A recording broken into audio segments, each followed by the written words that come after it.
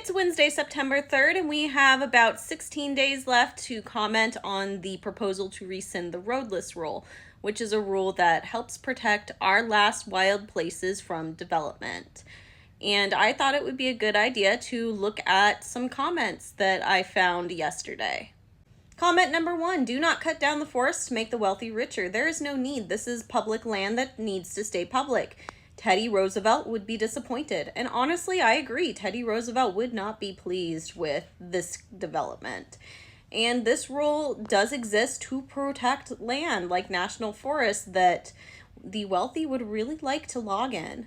Comment number 2, I do not agree with the government's attempt to destroy our natural areas through scrapping the roadless rule. If this is done, I at least will lose faith in my government as wanting the best for its people and land. It is shameful to live under a government that refuses to protect our sacred natural lands and instead wants to plow it all down in the sake of greed and money. I hope the U.S. Department of Agriculture will realize that some things are worth more than money and that the proposal to scrap this rule will be thrown out. Very well said. The whole reason behind wanting to scrap this rule ultimately is to make a buck, at least in my opinion. Please don't rescind roadless area conservation. I live in a forest in North Louisiana and have seen over the years how cutting hundreds of areas poorly affects trees in uncut areas by drying out and wind damage. Wildlife suffers and dies, and people who live in the area are inundated with lost animals. These woods, like ours, are often not commercially viable. Americans love their forests and derive strength from them.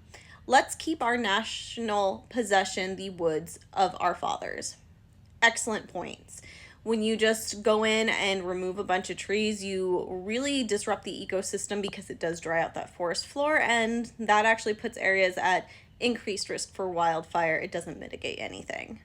Those are just a few of the comments that stuck out to me as I was scrolling through the thousands of comments that are already being posted. But it is still important that more of the public comments on this proposal if we want to save the roadless rule and keep our last wild places truly wild. Because the current administration is not being transparent with us about what this rule even does. So please, if you care about nature, go add your voice. Time is ticking. Public comment period ends on September 19th.